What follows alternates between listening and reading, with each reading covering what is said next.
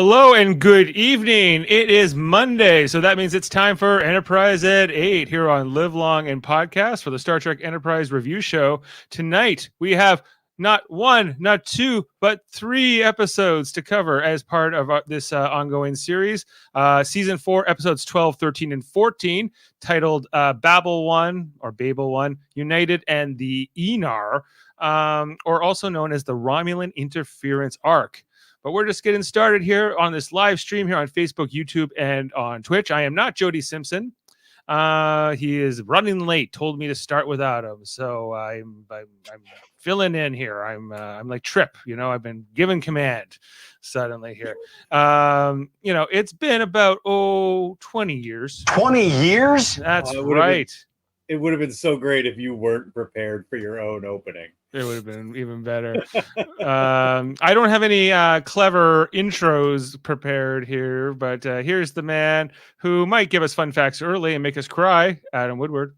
Well, I remember this date because Babel One was first broadcast on the UPN network in 2005 in January, and it hit a series low viewership of only 2.5 million, Dave. So right after this aired was when they finally pulled the plug on this series. This was the nail in the proverbial coffin, if you will. Yeah. Now the good thing is they didn't throw it out right away. They let them finish this season off. But that was it. This is it. This was the decision was made January 2005. Yeah, and this finished airing in February, but would have been shot probably a few months earlier. Yeah. Okay, and also joining us once again, Kevin Millard. I know nothing about these episodes. Yes, well, you've seen them no now. Fun facts. Yes, I have seen them. You have seen them now. Yeah. And we're going to be breaking it all down here. You people are even uglier than I remember. That's right. Oops, sorry. Yeah. I remember my friend called me and told me that they canceled, and he lived in Chicago. And at the time, I said, I think I was just Star Trek'd out at that point in my life. So it was a good break. Yeah, well, there wouldn't be anything really after this season until anything Star Trek until for another 5 years or so, or 4 years, I'd say. The movie being the next thing that came out with the Chris Pine and everything else. But that was a good break. It was really only 4 years, but it feels like it was longer in some ways. Yeah. Anyways, we're going to break it all down here. Spoilers ahoy. We're talking about all 3 of these episodes. We'll talk about them somewhat in order. The, Babel One, United, and the Aenar. They are kind of one story, but, they have 3 different directors, 3 different sets of writers. So they are separate, but it's one of these to be continued stories. So we're covering them all in this one podcast. Sam's fun fact about United is that his sister was born the day United aired. Well, that's fun. And then you were united with your sister, I suppose. All right. Well, guys, Jody says he'll probably, join us in about 5 to 10 minutes or so. So before Jody arrives, what can we cover off? Do we want it? We can talk the fun facts. Well, let's set it up, Dave. Well, we can. I can go further if you like right now. Just give me a second. Go for it. Let's talk it. What don't I know other than this was what killed Star Trek for better part of 4 years. Yep. The crew of the Enterprise are traveling to a planet of Babel. I'm not sure how we say it here. But this is the same planet the crew of the Enterprise 1701 is going to journey to Babel. Right. Which yes. So the same which was the first appearance of the Andorians and Tellarites. So this really does they stayed true to the story there. Yes. The Mako honor guide that met Growl in the launch bay was an homage to the honor detail that greeted Spock's father, Sarek, in the Enterprise Journey to Babel as well. I remember that episode. I remember that time because that was the first introduction into Spock's parents, if I remember that. Right. Yeah. Well, I'm pretty sure you were there when we covered it on our original series rewatch. Yeah, I was there. Yeah, that's right. Yeah. An episode I like a lot too. So this is kind of the beginnings of the Federation, what kind of brought these 4 founding members together was sort of this common enemy in the Romulans, it seems to be. Yeah, but we don't know that.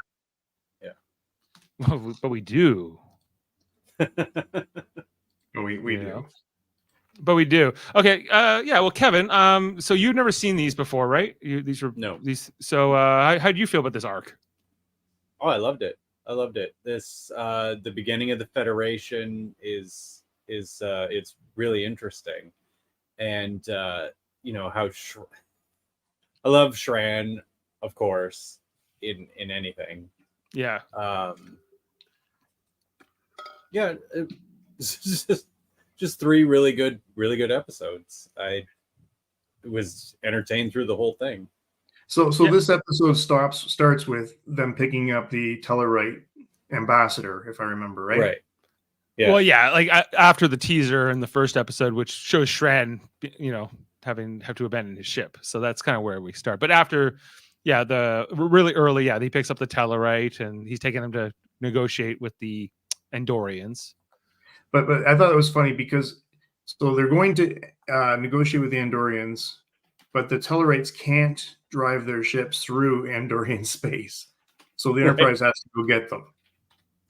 Right. They don't trust them to fly there on their own. So they have to get in like the taxi over there is what the story is. And I love that Trip basically started by saying, "Oh, we're now like driving We're taxi service. Are we at Uber now, Captain?" He's like, "You shut your mouth. Or I'll transfer you off this ship." Well, yeah, that's where this is where so this story, this arc really ends on like a kind of a down note because Trip's leaving the ship. He says, "I'm transferring off the ship." What was your reaction to that, Kevin? It's not happening, is it? Yeah, it is actually. Is it really? Yeah. Oh wow. It won't last, but it's happening. Oh, so it'll be like T'Pol's marriage. It won't matter at all. It will last a little longer than T'Pol's marriage, I think. I think in terms of episode count. I think he's going to go over there for a couple, like maybe 3 episodes. There's only so many episodes left in this season, so it can't be that long, right? But he's going to go over there, and he's by the end of this story, he's leaving because we only have 10 episodes left. Is that it? Is it even less than that? I want to say.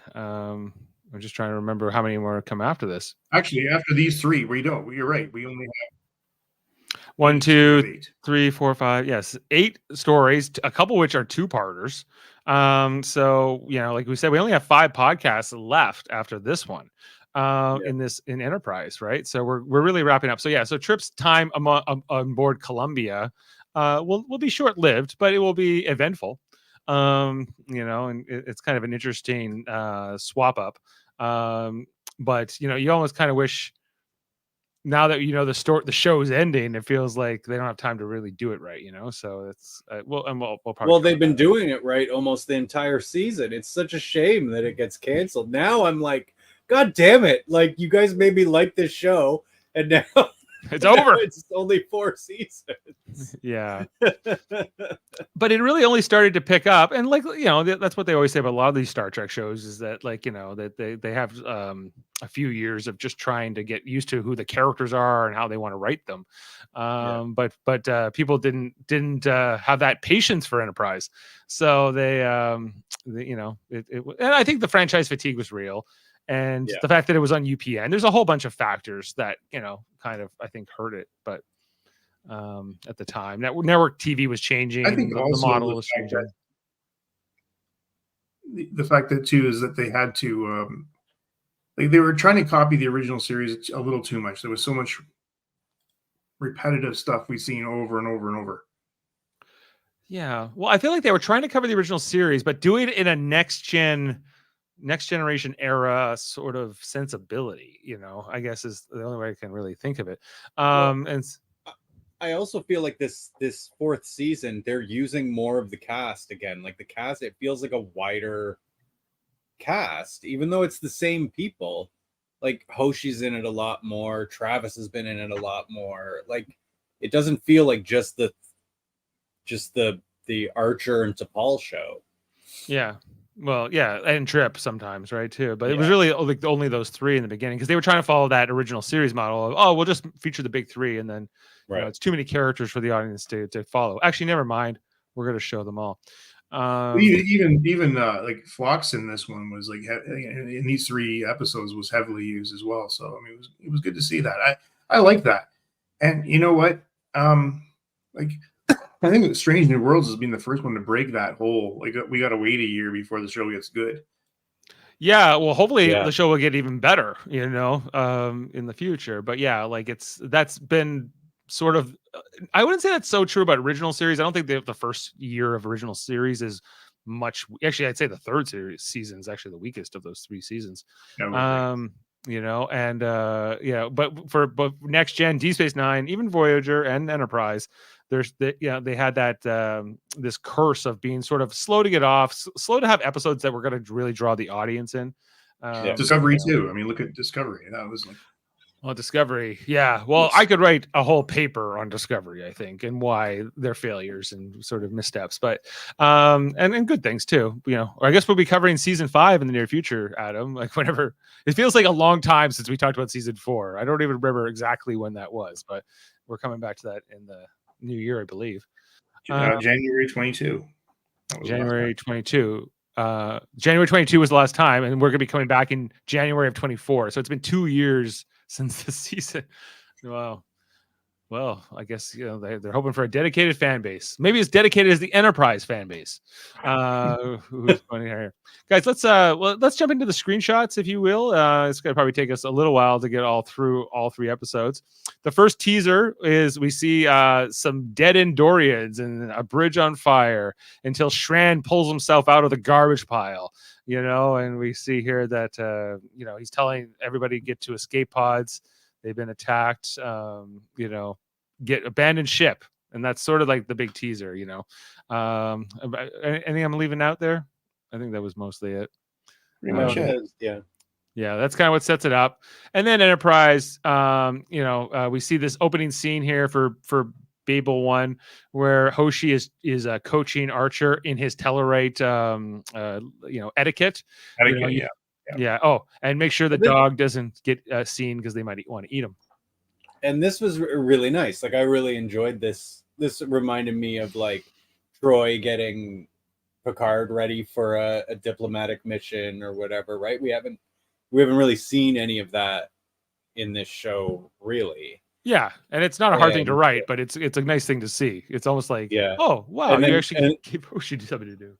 And like we're supposed to believe that they're yelling at each other, but then he calls her fat, and you're like, okay, well, I guess this is not. Yeah, something's off here. Are you guys playing the instant game? Yeah, don't let him see Porthos because Porthos is a delicacy amongst the Tellarites. Your mangy mutt. I love that. Mangy mutt. It's all. I believe dogs are also eaten by some human cultures as well.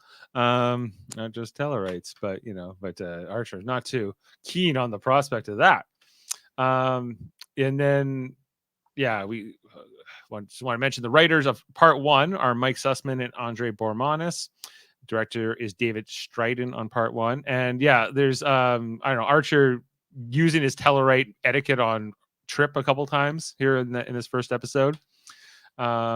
And that's where he's like, "What are we, a taxi service now? Are we an Uber, Captain Archer?" I just want to explore. That's all he says. Well, this is kind of exploration. I don't know what. I always felt that way around Next Gen too. Was like they were like ferrying ambassadors all the time. They're doing negotiations. There wasn't a lot of exploring. No. Well, you explore, but once you have explored that place, now you have to maintain that relationship. Is also part of space too, I guess. But well, I mean, when you consider what they're trying to do here and set up the Federation, there isn't a lot of room for that. That's for sure.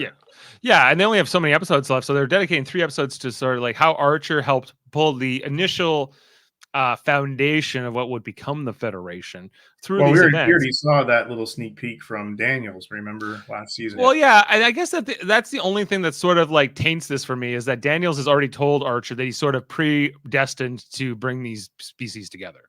So, I almost wish he didn't have that knowledge, but he does. So, and so anyway, but he's got his little banter here with the Tellarite ambassador, whose name escapes me at this moment. Graal. Ambassador Brawl. And Archer gives him some really good insults to start, in particular. You people are even uglier than I remember. Yeah.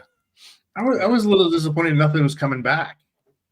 Yeah, they were almost like stunned, like, what is with this human, And they're going out there, but we're told the Tellarites are a species that thrive on being argumentative.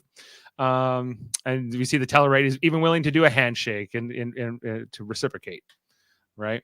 Later on in the mess hall, the Tellarite ambassador asks Archer, so I understand that the Andorians helped you, save yourself from the Zindies. He's like, oh yeah, he helped save my planet. He's like, then why should we trust you to be impartial in these negotiations? Then he starts going on about the food. He's like, if I wanted Tellarite food, I would have stayed at home. Apparently, I guess Tellarites eat lots of chili peppers and carrots and gourds and things like that. It's like Thanksgiving there, Yeah. Just look at that food. That's why they're so disagreeable. Yeah, exactly.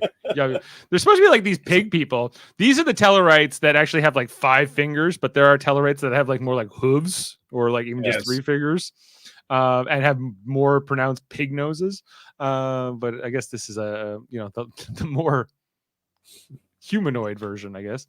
Yeah, I love when this guy gets in his face and telling him off. Enterprise does divert because they detected I guess a debris field with the sensors, and they come across it, and then I think this is where they realize they got a distress call. They don't know it's Shran right away, right? But then they say, oh, we've detected some Andorian escape pods. So they end up bringing the Andorian escape pods in, and we're told that Shran, in his crew of 80, which is comparable to Enterprise, he lost about 60 of them or so. Only about 20 of them survived. So not great. We could see one of them is his lady first officer there, Tala, I guess. Talus, is played by Molly Brink. Anyway, so but Shran believes he was attacked by Tellarites, and then Archer has to kind of break to him that, oh, I happen to have the Tellarite delegation on board. So he's like, you keep them away from us, pigskin. I don't want to be seeing them. I love that he still calls him Pinkskin. They're like besties, but every now and then he's still like, whatever, pigskin. Well, I like how that the in this episode the Aenar call the Andorians blueskins. Yeah. Because they have white skin or greenish kind of white. Okay, so then we see here that T'Pol looks at the sensor logs from the Andorian ship, and it looks to be a Tellarite ship that attacked. So the Tellarites say, preposterous, madness, we could never have done anything. They deny everything. Then we go to a scene over here with Shran and Archer where they're drinking some more of that Andorian liquor, which Archer has quite the reaction to every time. He sells it pretty well. Well, again, it's blue, and so it was in Romulan now, right? Yeah, it's also in this scene where Shran reveals that Talis is now his girlfriend. That she was an aggressive Andorian woman, and she made an overture, and he could have either disciplined her for insubordination or mate with her, and he chose the latter. And Archer's like, good move, good call on that. So, the way he says mate with her gives me the fucking creeps. yeah, it was a little weird. But you're like, okay, so Shran's with her now, sure. And then we see here that Enterprise is being pursued by an Andorian ship all of a sudden, but they don't answer hails. Shran's a little bit confused, and then before they know it, they're under attack by the Andorians. What the heck's happening? Archer says, you got to help us stop them or they're going to kill all of us, clearly. So Shran gets in there. He's like, well, let's target the shield emitter. We just go right here. But it doesn't work. And I don't know how they get away. I can't remember. I didn't take enough screenshots in part 1. But eventually they do torpedoes. Yes, right.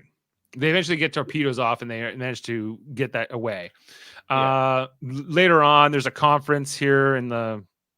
I guess this is the conference room, but with Archer and Shran and the Tellarite ambassador, where they're just accusing the other of being sort of running a conspiracy, playing a ruse here, and a lot of hurt feelings going all around. And Archer's trying to make sense of it all. You really believe they hate each other too. Like they really Yeah. sell this scene. Yeah, I know it's really good. It's way more believable even than with the Vulcans sometimes, because the Vulcans are just so pacifist, right? And it's seemingly, and the Tellarites are just in your face. So it's like, yeah, but you know what else about Jeffrey Combs? I mean, even the relationship with his first officer, like you believe that he's in love with her, like you really do. Yeah. I mean, he acts like most of this cast. He does. He really does. He's like, you're just like, whoa, Jeffrey Combs is here. Forget the rest of you. You're not watching Scott Bakula in their scenes. You're always watching Shran. Yeah, like it's true. Like, although, like, I think Archer and well, more specifically, Scott Bakula does a pretty good job with Jeffrey Combs, like keeping up with him and having a good banter. But but yeah, definitely Combs is the big doing the big lifting a lot of the time. In these scenes, knows exactly what his characters, what they need out of his character in each scene. My point being is that we've seen some episodes where we're meant to, like, what was that episode, that transporter one a few weeks ago? It was called Daedalus. Yeah, and the fact is, like, I mean, we were meant to feel like this guy's son died in the transporter and all this stuff, and we had nothing there. There was no emotion. This is much better. I think this guy's he's just a great actor, great addition to the cast. It's all right, Jody. You got to fix it like a chief engineer. Get your systems back online. So Archer has to separate these two after another break. There's this scene here in the Tellarite ambassador's quarters where they kind of suspect that the humans might be in league with the Andorians, or this might be a conspiracy against them. So the Tellarites are already feeling kind of paranoid about all of this as the tensions mount and rise. And then later on, T'Pol explains to Shran that the Andorian ship that attacked and the Tellarite ship that attacked him both have the same power signature, which shouldn't be possible. Doesn't make any sense. There, like that. I mean, like, what does T'Pol have to gain from this? And he is very skeptical still. Yeah, he's very skeptical. He doesn't want to believe it. He even insults her as being like, some Vulcan plot, and Archer has to keep him in check there. That was good. I liked Archer. He did good. Like, that was a good addition. You're talking to my first officer. Yeah. Easy, man. And then there's this dinner scene afterwards here. It's just in the dining room with Archer and T'Pol only. And Archer seems distracted and kind of really worried about all this. Not sure what to do. He hasn't eaten much of his sandwich. I'm trying to remember what else happened, what else this discussion was, but well, we find out that T'Pol's marriage has been fine, like her divorce has been finalized. Did she mention that here? Yeah, okay. Yeah, that's here. Yeah, and I guess like Archer's just struggling to kind of sort all this mess out at the moment, right? Yeah, I think it's hilarious that, I found this scene very interesting because she got a personal message from Vulcan, yet somebody in the the crew here basically told Archer, T'Pol got a phone call, and then like it's just gossipy on this small ship, I guess, as part of it probably. Archer, they eventually get called away, or Archer gets a call because they found they followed the warp signature of the ship that attacked them, and they eventually find this. We're showing an image of what we'll come to know as the Marauder, I guess, with all these big subspace transceivers attached to it. We've all watched it, so I don't really need to worry about spoiling it. But we'll find out that this is a Romulan ship that they've sort of outfitted with remote control technology, so they can kind of control it from Romulus with the help of an Aenar pilot, and it can disguise itself as almost any ship, in terms of its appearance and its weapon signature, but not its like power signature, not its warp signature. So that part is unique. Then we get to see, well, it is the Romulans are here pulling the strings. I think they missed an opportunity here to put them in original series uniforms. Yeah, I would have been fun. I would have loved to have seen them in original series Romulan Or something at uniform. least inspired by that, right? I mean, they didn't have the budget. Yeah, No, of course not. it's more looks more like what we saw in Next Gen era and that kind of stuff. Yeah, but these were on the shelf already, ready to go. Yeah, they They just didn't have to make something the else. shoulders aren't as quite as square as the next gen ones were. yeah, it's Yeah. a different. It is a different pattern, but it's it's more in line with that Next Gen Deep Space Nine sort of era. Yeah. But these are so there's Admiral Valdor, I think, is the one guy, and then there's this other scientist guy. Whose name I don't know, Nigel or something. And so they're gonna be here for all three parts. They're kind of the bad guys, and then there's this other like Romulan senator who will show up with some remans here and there. But yeah, so there's one's the admiral, one's the scientist, and they got this pilot, and they're kind of pulling the strings, and they see that the Earth ship, well, us Enterprise has found them. They're looking at this ship, not sure what to make of it at all. I did like this kind of plot because they, at this point that they were concerned with keeping with canon and maintaining that, no human will see a Romulan until the Balance of Terror in original series, which is 100 years from now.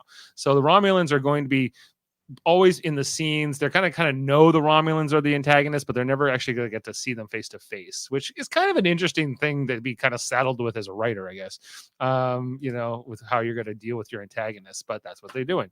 So so Trip and Malcolm beam over to this Marauder with two Makos who end up really doing nothing over there, but I guess and so once they beam over, the ship starts moving and flying around, even attacking Enterprise. And they're not able to beam them back. All the crew are they're all getting thrown around because I guess there's no inertial dampeners on this ship, because why would they need them?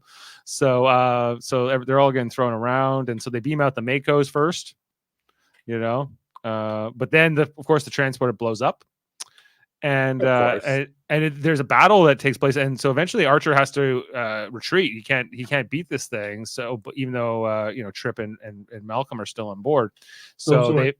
At this point, Dave, they've also now got 3 power signatures of the same ship. Yeah, the mystery's over, but to me, but but not to them yet. So, but and they were trying to destroy them. The Romulans were trying to destroy them outright, but luckily Enterprise was just slightly faster at warp once they really pushed the engine, so they got away. But Archer didn't like that he had to run away, especially from when his 2 of his guys are over there.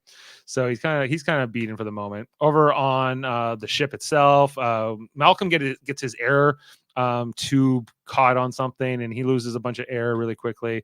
So Trip gives him some of his, but you figure over all the years there'd be some kind of safeguard for those tubes. Nope. They're always coming loose. They're always coming loose, and you're always losing a bunch of air, and then you got to figure something out. It's every time they're in these suits. And Malcolm and Trip will stay in these suits for the next little while. Eventually, I think he said it was 3 days. 3 days. Yeah, it's 3 days in total. Yeah, we see at one point that they start opening the oxygen. He's like, "Here you go, pure oxygen," and he puts that into Malcolm's air thing, and I'm like, first of all, we don't breathe pure oxygen, so that's probably not a good idea. Air is mostly nitrogen with 30% oxygen or something. It could even be quite flammable, pure oxygen, but I digress. The Romulans see them opening up tubes and hatches and on the surveillance, and they're like, we need to do something about these humans on our ship, right? A couple of rats on our little holographic ship. We don't know yet that they're not on the same ship. Right. Yeah. There's kind of this reveal. Cool. We're led to believe that they're on the bridge, and we're they're just somewhere here on the ship. So they just start flying around just to throw around Trip and Malcolm quite a bit. They magnetize their boots, but I don't know. That would be enough. It's no, it wouldn't be enough. You're getting a broken leg or hip or something as you're flying around. Yeah. The amount of inertia you have, your boots aren't staying. If you can lift the boot off with just your leg, it's not staying while you're going at warp or impulse. If this ship is going at the speed of light or even near the speed of light, that's a lot of G-force, even to put on anything, right? Yeah, so it's, but I don't know. We like to believe that the Magnum boots saved them. Archer and them, they're kind of regrouping here. So back to Enterprise. There's a scene here in the ready room with Archer and T'Pol. Is that where they talk about that this could be that the power signature of the ship was kind of Romulan? Is this where I don't know if this is here? So, yeah. I think this is the scene where she's like, it could be Romulans, and he's like, Yeah, well, she says it's a remote possibility.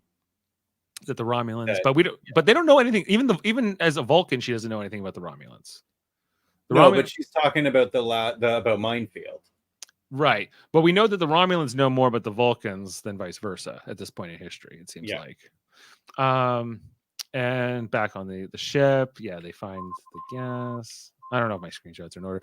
Eventually, the Tellarites decide that, or sorry, not the Tellarites, the Andorians decide that they have to try, Shrannon and them have to try to get revenge for what's happened, right? So we see with the scene here with the with Tala, she's being all seductive, sexy Andorian girlfriend, just like in Lower Decks.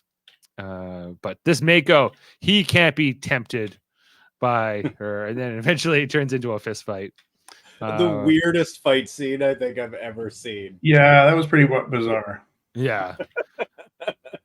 It was kind of weird. Yeah. Even Shran thought so. He's like, that was kind of weird. So they have, and then they like start crawling through the tube. They shoot a couple Makos, and whatever. They eventually, barge into the Tellarites' quarters and hold them right at gunpoint. They're figuring out more about the on the bridge. Archer and them are figuring out more about this Marauder and how it works and how it can do all the holograms and stuff, and it's different things. Here we got Shran being, holding them at gunpoint and holding the Tellarites at gunpoint, demanding that they admit their role in this this affair and all the bad stuff. He's like, I can shoot right through your hide, your thick hide. Meanwhile, the Makos are trying to retake it along with Archer. Archer being, last action hero. When he said that right through your thick hide, that I love that, because of course a species that insults each other all the time would have a thick skin. Right. Yes. And he also happens to, have that pig sort of thing. So eventually, like Archer comes in and like says, I can prove that this is all a conspiracy. You're both being set up to fight each other here. And eventually Shran kind of backs down after, they're kind of diffusing the situation. But then as they're letting down, this Tellarite guy, who's not the ambassador, he's like the aide to the ambassador, he grabs the gun and he shoots her in the shoulder. Even though the incident was down. Although I blame Shran completely for this death. He got her killed. He took her gun that was on kill. Yeah, her gun was on kill, but even so, like Shran put her in this situation. Like, he should have not tried to do what he did here at all. And so I think he's definitely, like, she made her choice too, but she was following orders technically. So, and so it's merely a flesh wound, we're told, though, initially. Back on the we see here where Malcolm and Trip then eventually get to what is the bridge. I love this, though, is very reminiscent of original series. This kind of circular bridge. Yeah. Where everything kind of happens in the middle of the room. Right. Like there's kind of like a almost like Doctor Who kind of like TARDIS. Yeah. And so we see here that Malcolm and Trip can't find the Romulans on the bridge because they're not there. We see that this pilot with this helmet on, we'll find out is the Aenar guy, but we don't know that yet. And then we get this like pullback reveal where we find out, they're not on the ship at all. They are actually on Romulus. This is very cool. I really like this. Yeah. Which we got to see this in Star Trek Nemesis only a few years before this, because that movie's 2002 and this is 2005. So it wasn't even quite 3 years. So they had like these, I guess this even created already, maybe the digital model. So you get to see them pulling back, and we see Romulus, which RIP. They hadn't destroyed it yet, though. It hadn't been destroyed in that won't happen until the 2009 movie. So now we're in part 2. Now we're in part 2, which is called United. The Romulans continuing their devious schemes, and their underhanded plots, as you would, You wouldn't know a scheme from a conspiracy. Don't make me scoff. Your plans are barely even schemes. That's right. Your plans are barely even schemes. Always sneaky, those Romulans. Trip back on here. Oh yeah, so eventually, the Romulans decide they're going to attack another target too, because this is all to destabilize the region, to get all Tellarite against Andorian, Andorian against human, whatever, right? And so now they're attacking Rigelians, who we know will become one of the early members of the Federation. They're not a founding member, but they do eventually join. And so they're let's attack, but here, use this configuration.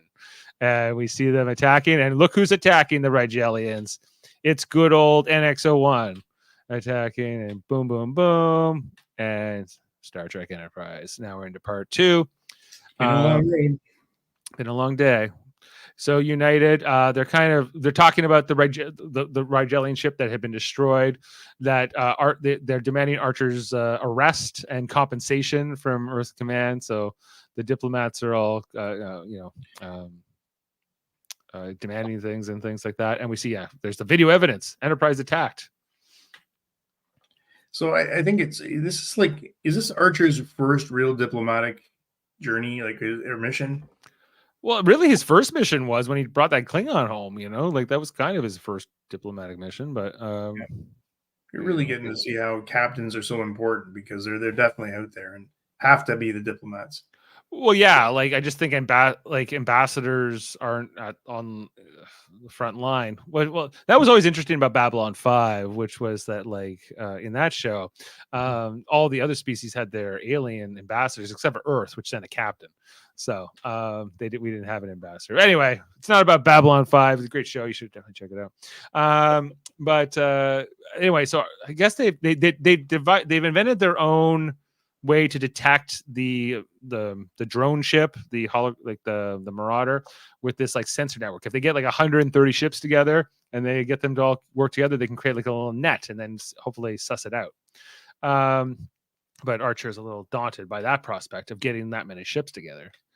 Back in sickbay, we see here that Tran is with Tala, who is pretty rough after being shot in the previous episode. He's telling her she's going to be okay. Hold on. Phlox eventually shows up and sort of shoos him away.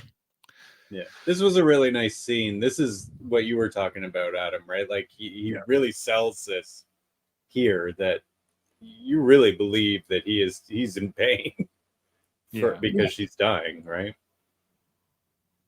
I think they could have explained why she was dying a little better, but I mean, I guess we knew. But the point being, I wasn't clear on it. She said she got an infection from being shot in the arm. Just cut off the arm. No, I thought it was almost like a disruptor, that they're she's slowly disintegrating or something. But then when they showed her dead, she didn't look bad at all. So I don't know. Yeah. Yeah, it's not. Well, yeah. How she dies says it's what phaser or phase infection pistol something can do to Andorians specifically, not to other people. That's what. So she says to Andorians. So this is an Andorian weakness, I guess. Sick bay Shrant. Yeah, he says, "Oh, this Denobulan doctor loves you too much. He won't let you go home." And then he says, "I'm jealous." That was really touching at that. He says, although Talos was only grazed, the phase pistol that Narg shot her with was set to kill. Talos is outraged at the Tellarite. He's worried about the severity of the wound. Shran reassures her that she will be well again and they will be back soon in their homeworld. So implying that if they got home, she would have been taken care of. Yeah, but she's like, if I die, don't let me die unavenged. That is not cool. So you must avenge me. He's like, don't you worry, I will. Okay, and so the Reeves Stevens wrote the teleplay with Manny Cotto reading the story. David Livingston directed this one.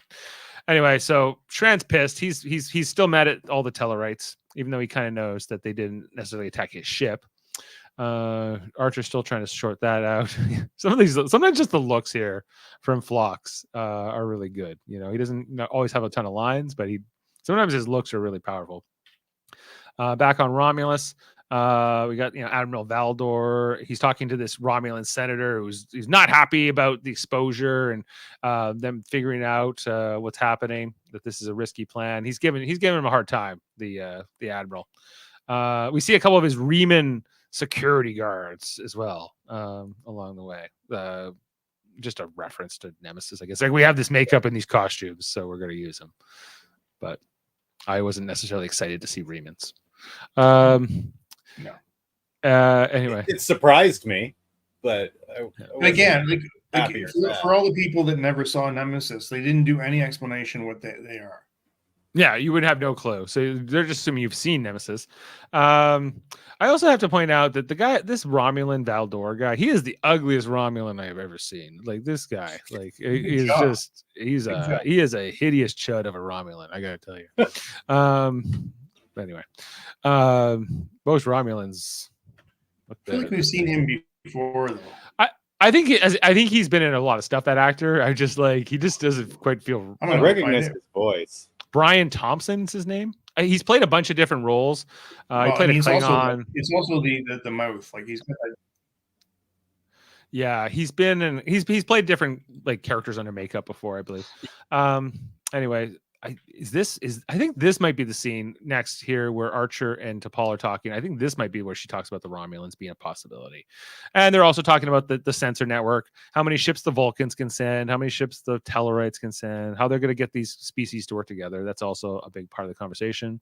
Back on the Marauder, we also had more with Trip and Malcolm trying to break into the bridge and into the systems and figure things out. Meanwhile, back on Enterprise, Yeah. Hey, Dave. Yeah. One thing there is that with as they're like tallying up everybody's contribution into this Armada, Earth's got one ship, the other one's in space dock and can't leave right now. Earth is a small player right now. Very small player, even though we seem to be like the coordinator and bringing people together to the party. We're sending one ship, not even two. It's just like this will be a theme that goes through all of Star Trek. There's never any ships around. Never any ships. We never have any ships, or they're not fast enough, or whatever. So it's just what it goes. They're always in the Laurentian, whatever. Yeah, the Laurentian. They're in the Laurentian system. Somehow we became the dominant power in the quadrant with no ships. Yeah, we're spread thin. We get another session here of Shran and the Tellarite ambassador yelling at each other, saying that they're going to kill each other. And eventually, like in this scene, Archer is not as concerned about playing peacemaker. He's like, "Go ahead, I'm not going to stop you from tearing each other apart." You were waiting for me to put you down, but he's like, "You're both being played. You're both being idiots." And you want to listen to me, I can help you. He gives a speech that I think is pretty good in this one. Yep. He talks about the sensor network, how it's going to be needed to, track down this imposter ship and prove what's happening here. And they're listening. They're like, they're willing to kind of they want a solution to this problem too. So they're trying to figure it out. And so they actually do start working together. Back on the Marauder with Malcolm and Trip, they're trying still to break into this bridge. They've taken off their helmets. They got atmosphere going, so they wouldn't have to wear the helmets all the time, but they had to keep wearing the suit. They start trying to get the warp power off. The Romulan guys notice, and is this where I don't think they start talking to them right away. But there's this part where Trip goes into the other chamber to try to bring it down, and then they wait for him to go in there. And once he gets in there, they basically close the door on him.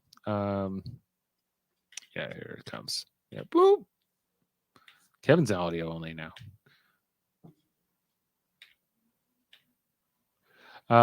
This is where the Romulan reveals himself. He's like, "You're going to help bring that warp back on, or I'm going to kill him with the radiation."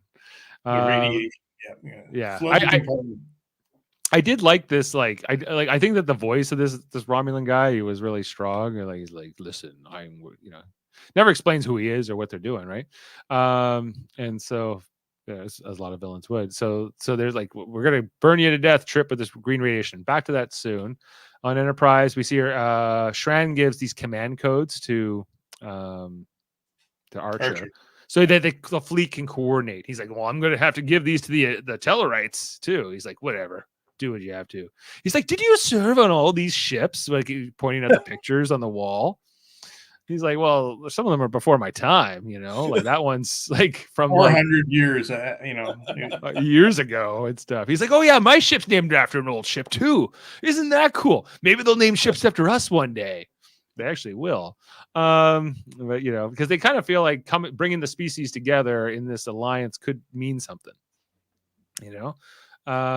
so they kind of Archer already kind of knows the result. He's already seen the future, but Shren's just kind of speculating. So they're getting along. Back here, Trip's getting slowly turned into a fried green tomato under these things. Eventually he tells Malcolm, don't help him.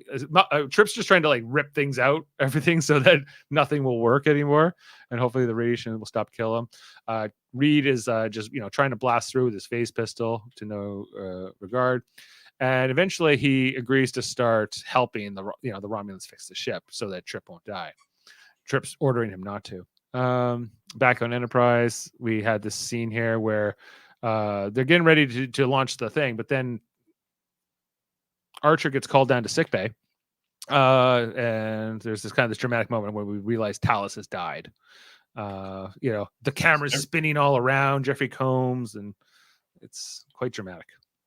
Yeah, and again, I think that this again is just a very strong scene here because you see him react, and then he gets in with her and starts actually crying. I mean, it's he's so good, like he's just so believable. Yeah, and then the rage right from here on after. Yeah, he's very distraught. It's very believable. It's a great performance. And then he's like, I promised her she would not go unavenged. I have to do that. So back to the Marauder. Trip's slowly getting cooked by this radiation. He starts to pass out. So Malcolm starts doing things, we're told. He brings it online. Down here in the mess hall, the Tellarites are talking to Archer, and then Shran shows up. And he's like, "I'll be cool. I'm just here to be nice. Don't worry. I'm totally not gonna. I just want to talk and be cool. Don't worry." So he starts jumping in here. And he starts talking to these Tellarites, and he starts like, "Oh, well, I got to take some of her blood back to the ice, right?" And he's walking around this guy. Hey, Jody. Hey, sorry about that.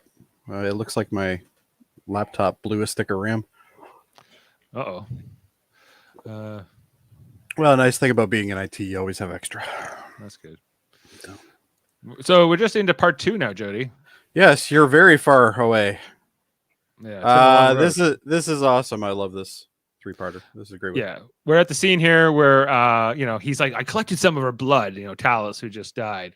And he's like, I want you to see it, and then he pours it over this guy's hands, and then he's like, human. Yeah, Shran's amazing. And then Archer's like, you told me you were gonna be cool. Yeah. Well, and unfortunately, after this, we don't see Shran again until the last episode. So we don't? Nope. This is it. I guess like Archer. You gotta remember, we're like almost 3/4 of the way through the. Oh, you mean like after this 3-parter? After this 3-parter, we only see him in the finale. I thought you meant after the scene. I was like, oh no. He's in the whole. He's in the 3rd part quite a bit. Anyway. Here we see that Trip is getting cooked by this Romulan radiation. Malcolm was like trying to fix the systems in time to, and eventually he opens the door, and they're like, whatever, let them go.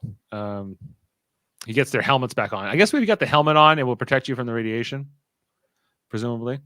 And then we see here that Malcolm has left his phase pistol on overload, and it's a really like long build up here. We're waiting for this thing to blow up. It takes a good couple of minutes of the episode. Malcolm's like, well, we should try to get out of this room because that thing's about to blow up. So we should try to get this open. But he doesn't explain it right away to Trip. But eventually, we're going, cut back, cut forward. Yes, the gun will blow up. Yes, the gun will blow up. And then it Maybe will blow up. Like I'm done. Like this is like literally how many Yeah. cuts we got back and forth. Well, Yeah, there's like 5 cuts on this one. it's like there's a gun. There's a gun. I'm like, blow up already, and then it does. We see that you guys like the idea of this hollow ship yeah, like it's thing? kind of cool. I really like it. Yeah. It's a neat concept. Like I guess why wouldn't a lot of species have remote controlled ships? Because I guess the biggest challenge would be subspace. Like, Well, and if you communication. think about when these episodes aired, this was during essentially the Iraq War, the second one, and right in the heat of it, and recon ships were like the rage. drones right? were becoming more and more. Drones were a thing. huge thing at this Right. point, Yeah. So Yeah, so it makes like a lot of sense, especially with the whole backstory of the Romulans never having been seen by the humans until like way later. So, and I'm sorry if I'm cutting into stuff that you guys have already covered, but how'd you guys feel about the reveal that this was actually a probe ship? Like they I show loved all how this they when did it's it. Romulus, right? Yeah. yeah, it was good. Yeah, I love that. Yeah. Well, yeah, because you think that our heroes are gonna get the jump on them in the bridge, and then they're not there at all. And Did Dave take a second to say bad things about Nemesis? not too much. Oh, okay. Not really. We're just saying if nobody saw Nemesis, they might be confused about who those Remans were. Yeah, that would be a little confusing for people. I don't think they needed to do that. But I think you're right, Dave. They just had some costumes laying around, and they probably said, "Let's slap them on somebody." Yeah, Somebody throw, will get throw a couple of Remans. The budget's pretty good on these 3 episodes, though. There's a lot of stuff in this. Yeah, fair bit. So Jody, Yeah. just one of the things that I said it right at the top is that after this episode aired, they actually announced the cancellation of Enterprise Yes. because it had like only 2.5 million watched it. Yeah, the crew already knew that they were done on this season, but they didn't actually formally announce it yet. Yeah. I'm going to make an argument that Daedalus killed the show specifically. They watched. It that. wasn't a good episode. Yeah. So Nemesis doesn't suck, awful. Sam, just so you know. Well, I think it sucks, Sam. So None of you are right. it's I also okay, don't enjoy it. so Shran has challenged the Tellarite with to you. to a duel to the death. The Nemesis Ushan- has the best cold open of any movie, though. But anyway. perhaps. Let's talk about the Ushan. The duel that Shran is thing where you have to go with these ice miner pick things. I guess Kevin, what do you think of all this? I liked it. I liked Archer taking his place and making him try to kill him. I don't like the weapon. I think the fight looks stupid. Oh, it's totally stupid. Yeah, but I think that's kind of the point. Like, I think that's the reason why Archer was like, "Yeah, I'll do it." Like, it's yeah, okay, you're coming at me with an ice pick. Okay, It's not supposed to be. It's supposed to be like an ice miner's pick. It's not supposed to necessarily be a weapon, but it is a weapon. But Well, I feel it's- like Shran should keep this sharpened all the time. Like he shouldn't need to sharpen it just before the. he says he carries it wherever he goes. So this was already on his person when he beamed aboard. but they also mentioned that like Andorians, when they're like little, play with these things. Like Right. this is Yeah. like the equivalent of like a slingshot when you're a kid, right? Like everybody had one, and I did Yeah, I like guess them so. being tied together with those gauntlets. Yeah. It was just all so silly. It was like a Texas strap match, Shran is fantastic in these episodes, though. Well, He I like what, is. This is the one thing I didn't really enjoy was this whole story. This challenge and blah blah blah. It didn't. It felt So- like filler. It really did. Yeah. feel Well, they like had to filler, get but- to cutting off the antenna, which was gold. Yeah, I love Like, that. he had no It's gonna balance. take like 9 months to grow that back. he's like, you can half that with some therapy. Um, There's more of these Romulans tossing them around. Okay, and then like Archer's reading like the rules of the Ushan and what he can do. How I he think the whole crew gets into it, Dave. The whole crew. The whole crew's like, yeah, I researched it. Like, T'Pol thinks it's stupid. And you need to get out. Yeah. Although the Vulcans love like their combat to the death. Yeah. Only when it's Like they're not even using Lirpas. This is for children. Like, yeah. We're in season 4 now, and I still don't think I could make a list of things that she actually likes or approves of. Yeah, like everything is like, the Science Academy said no, or this or is like dumb. ice comets are stupid. She likes Trip. She likes Trip. Yeah, not enough to keep him around. Nope, you're right. Breaks his heart every week. So I don't know what to do with her. I think that anyway. So yeah, a lot of looks here between these two. And so Hoshi is trying to find a legal loophole under T'Pol's orders, like trying to read all of the rules of the Ushan. Mayweather comes along, saying, "What you doing, Hoshi?" And she's like, "I don't know. It's gonna probably take me forever." Giving you a reason to talk, Mayweather. Yeah. He's like, "Well, I could help you read all this, and it would go twice as fast." I'm like, "What a novel idea!" Yeah. Like let's put 2 people on it. But does anybody get the impression that Mayweather knows Andorian? Like, he doesn't need to. You can see it right in there. It's translated on the screen. Oh, there is a translation. Okay, there you go. Yeah. And what are the rules? It says Code of the Ashan. Yeah, religious deferment, ancestral exceptions, sitting proxy or something. I don't know. I'm not going to read it all, but so they team up here, guys. Mayweather and Hoshi, and he's like, "What if Captain Archer got married, with no living descendants or something like that?" And she's like, "No, it won't work. They'll call foul." But then eventually they find the rules of the combat, which I guess it's Mayweather who finds the cut off the antenna loophole, or just Yeah, you get the impression he does anyway. Yeah, because you don't have to kill somebody to death. You just have to put them to the point where they can't continue, or something like that. And the antenna gives them balance or something, right? Incapacity. Yeah. My favorite is all of those pads on the table, knowing now that all of those documents would fit in one pad. Right.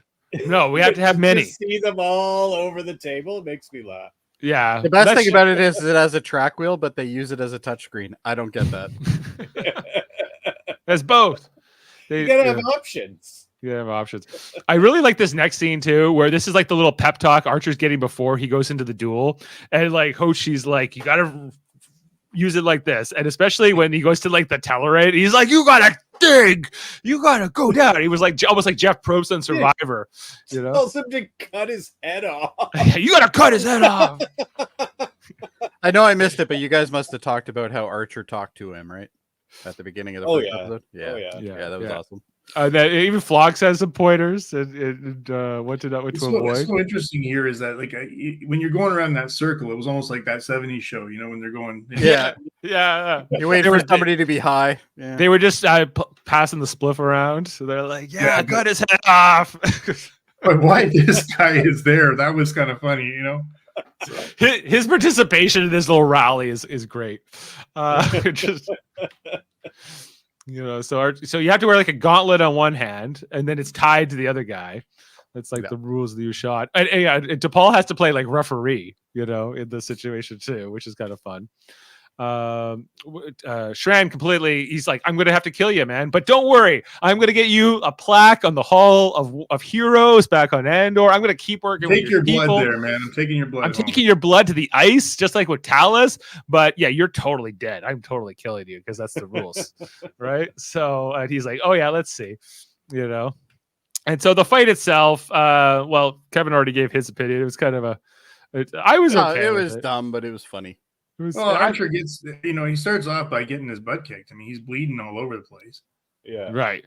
But he says he's just doing that for show. Well, Shran is clearly a better fighter than Archer is. Like, no. This is clearly not Scott Bakula, by the way. Too. That is definitely not Scott Bakula. Yeah. A lot of it is. And so that one just. I remember this was the first Star Trek series to get shot in HD, so you would have saw that even in broadcast. Yeah, no, yeah. I just happened to get that screenshot in the process, and then oh, Stuntman. But you only see it in the freeze frame. So yeah, they're going back and forth. Although it's all right, I'm okay with this. It's almost like a. I'm glad it didn't run that long though. Like, this whole fight scene isn't that long. It's like maybe 3 minutes max. He keeps cutting. I'm always happy when any fight scene is over. Yeah. I'm not a big especially fan in of Star them, Trek. So when they're kept short, I'm always happy. I like fight scenes, but they can be too long too. There's not that many great fight scenes in Star Trek, though. No. No, not really. Not that I remember, anyway. I guess this might be one of them. Yeah, it's not a show known for battles or anything like not that kind of battle. I guess some of the stuff with like Jadzia and Worf and like there was some fighting Jemadars, that was pretty good. Yeah. Anyway, so he's like, you think I'm going easy on you, or you think you're winning? I'm just making you look good. Eventually, Archer manages to like get the jump on him, even throws, gets behind him and starts striking. He's like, "Do you yield? You give up?" He's like, "Never." Look at that neck there. I thought that scene was look at that neck. Yeah. They probably have like a prosthetic on them, so that way they can get that close. Yeah. I go with that. So humans and Andorians have to be kind of similar strength, right? For us to, I don't think Star Trek has ever really said anything different. Yeah. Right. So then he's like, "You yield," and then he's like, "Never." And then we think he's gonna cut his head off, like the Tellarite guy told him to. But then we cut over to sickbay, and he's just got the intent off. The best thing about it is it's like literally like his whole manhood is gone now. He's just he's like, my antenna is gone. It's like you cut one of his balls off. Right? I am just not a man anymore, basically. It would have been great if he had just woken up, looked at him, and went, "You should have killed me." Yeah. Or he did like a Joker in like 89 Batman where he like picks up the mirror and he's like, "Ah!" And just starts laughing and breaking mirrors. That'd be hilarious. That would have been awesome too. He kind of says he's so humiliated by this and whatever. Then we see him like stumbling around. Yeah, he can't quite balance himself without it. That was hilarious. He's looking. Well, somebody who has inner ear issues, I completely agree with that statement. It is right. Yes. Yeah, so I guess it works the same way for Andorians. Yeah, and so that's he's their like version of an inner ear. But he's all happy. He's like, "You observed Andorian tradition, Archer. That was cool. Now we can get back to the mission."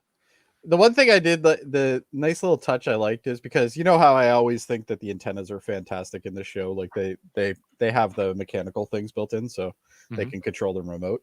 But did you notice that the antenna that's broken only moves slightly, where the other one moves normal? Yes. I'm like, that's pretty awesome. Right.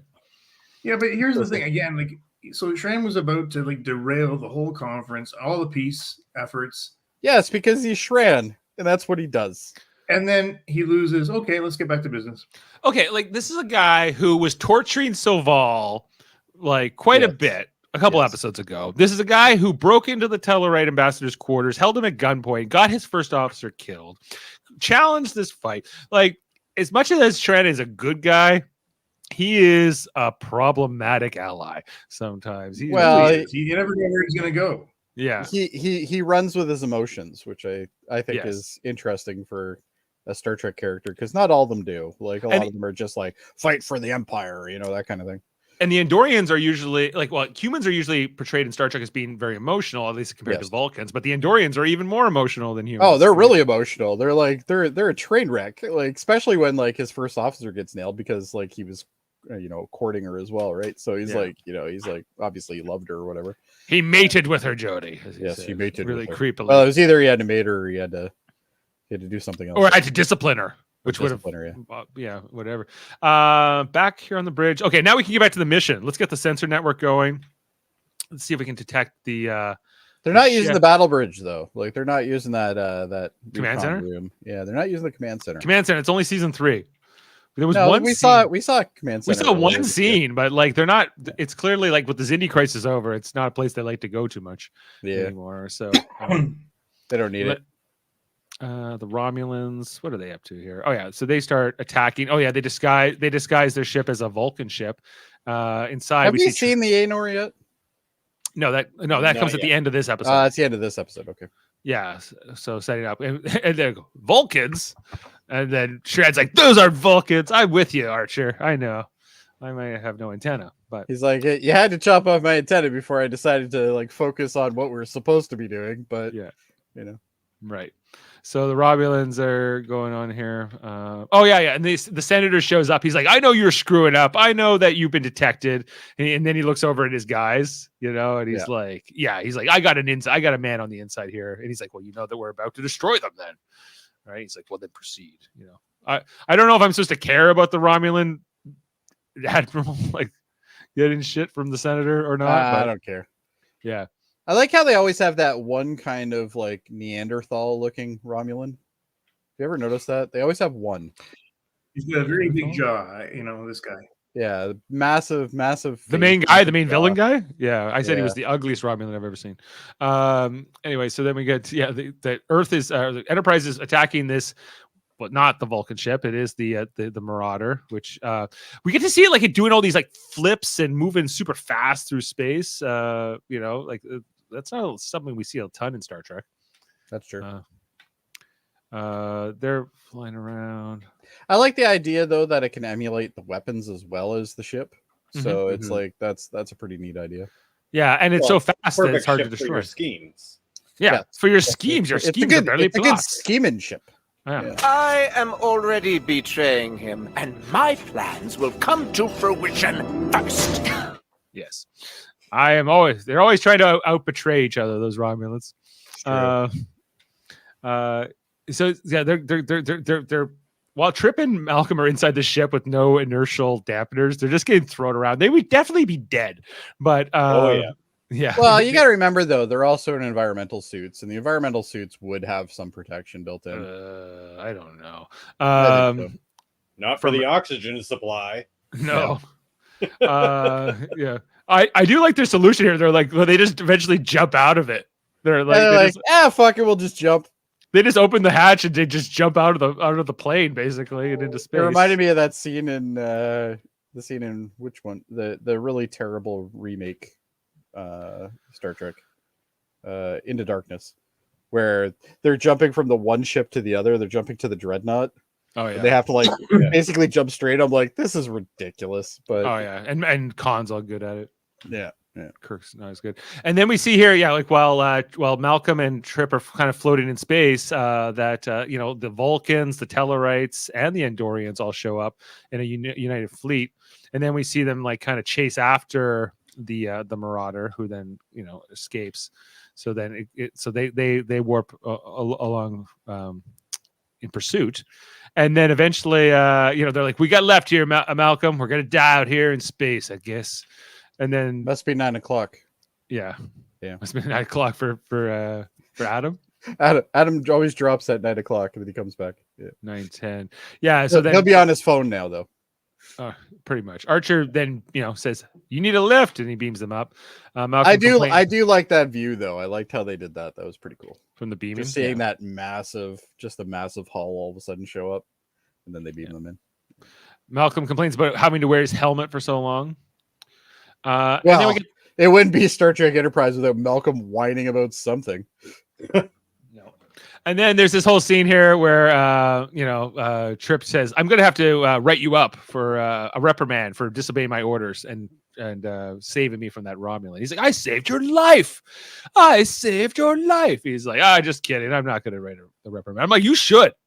This man should never get a command." I totally would have. I would not give him this man. Reprimand his ass. Keep him where he is. He did disobey an order in a time of war. Perhaps. But I like how Trip almost looks like he's tripping balls at this point. He's just like, yeah, I'm pretty high from all that weird oxygen mixture I just had for like 3 hours.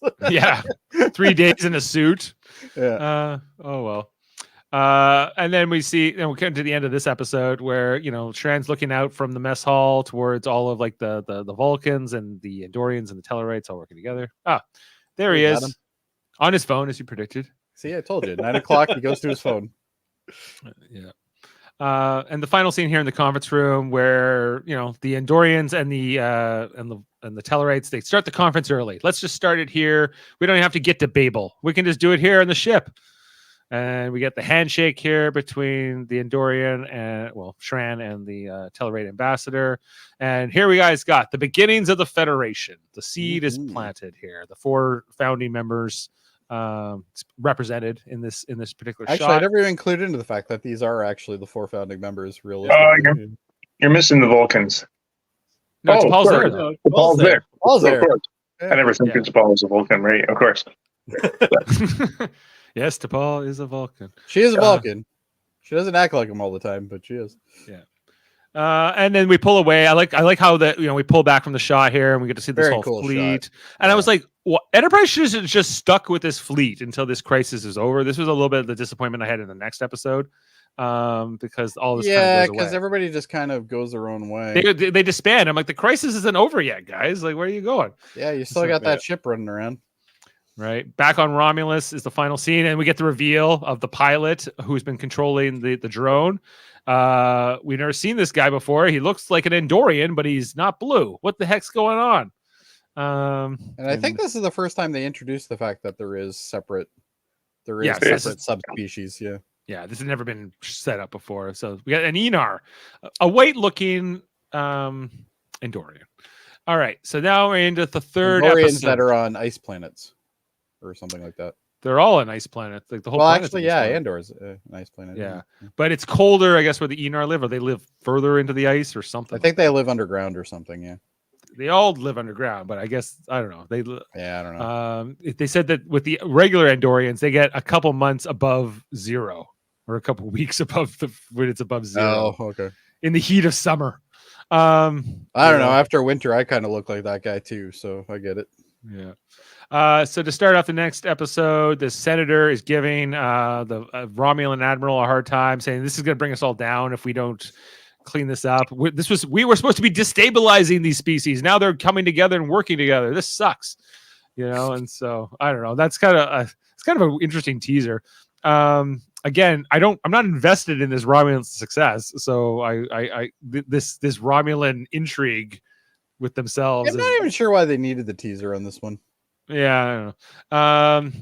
I think just to kind of remind us what was going on, because these episodes did air 3 weeks apart, of course. So yeah, and that would have pissed me off. Like, I'm pretty sure I saw these when they came out, and I'm sure I would have been pissed off because they were getting really good after those first 2 cuts. Like the end of the first episode, you're like, you definitely want more. And then at the end of this episode, we get to see the Aenar. So yeah, but I don't know if you were pissed. I think that's the way it was. You just took it. I mean, that's Well, you did, yeah. I gotta fix this. So Fix loud. what? His mic is so loud, Adam. So Oh, I'm sorry, Dave. Excited.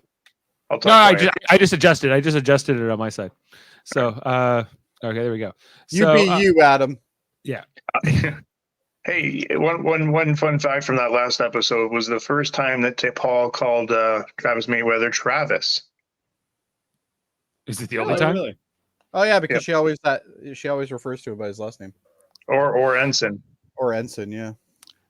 So, guys, we're in this first scene of the third episode, the Aenar, where Phlox reveals that I've scanned the brainwaves of the pilot of the Marauder, and it's no match, but it's closest to Andorian. Dun, So we all look at Shran. What does this mean? So they start working with the government. Back on Romulus. That's a menacing screenshot right there. A menacing Romulan right there. Yeah. Yeah, they are going to meet at the bathhouse. See, now there's the Neanderthal Romulan. There's always one. Yes. Oh well, yeah. He's. I don't know if he's there. They're talking. I can't remember what this conversation was, but whatever. Doesn't matter, really. Doesn't matter. Yeah. I like this conversation though. Is this He's one? Like, you served on all these ships. No, that was in the last No, episode. That was in the last episode. That was this in this episode. This is more about Shran and Archer talking in the ready room about how they're building. Oh, he starts explaining who the Aenar are. He's like, well, we got this. That's right. Yeah, we got the subspecies, and we hadn't even seen them until like 50 years ago. We thought they were a legend, but then they turned out to be real. So we're like, okay, sure. He's like, most Andorians have never even seen one, but that's the who did it. And then I guess they're trying to back down in sickbay. They're trying to build a device to compete with the Romulan, control of the drone ships. So they're trying to build their own scrambler device.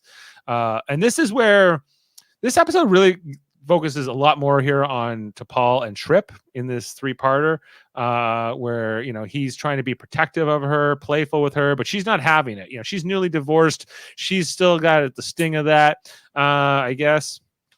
And she just and that's what ends up causing Trip to leave, right? Like so. Well, you see it a couple times in this early scene. He's trying to make connections with her. He's trying to get back to their relationship, but it's not working. She's pushing him away. And by the end of it, you can see he's just like kind of defeated, right? Yeah. We actually get to see Andoria. Well, Andor is the gas giant that Andoria orbits around, or Andoria is one of the moons of this gas giant.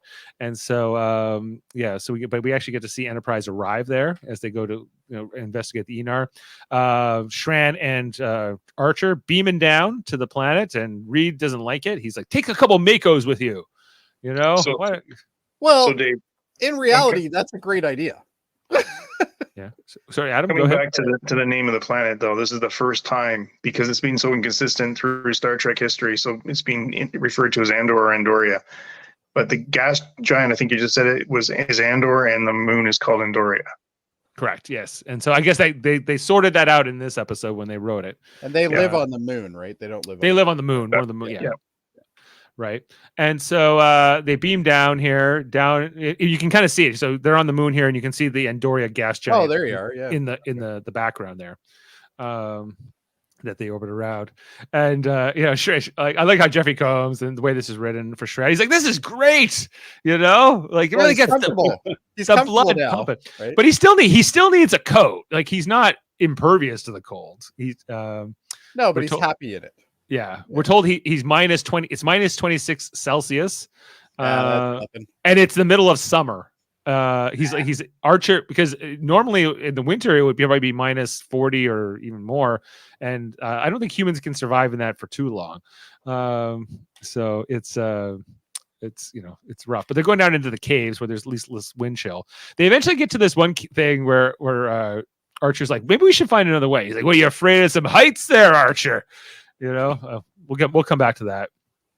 There's a scene back on Romulus in the middle here where it's the Admiral and the scientist talking about how they can't fail. The Admiral talks about how he used to be in the Senate and how he used to he was like, I'm not sure about Romulan conquest. I said to the Senate guys, I was like, do we really need to conquer everything? And then they kicked me out forever and expelled me. Can you believe it? So I will never fail them again. I don't know. Do you guys like that particular subplot? Or did that? Yeah. I found it odd that they did that to him, and he went the direction of, okay, I will do exactly what I'll be the most awful, loyal, yeah, Imperial weird. Ever, yeah. They'll never question what about I'd me. expect from an ugly fucking chud like that. Yeah, it is fucking chud. Exactly.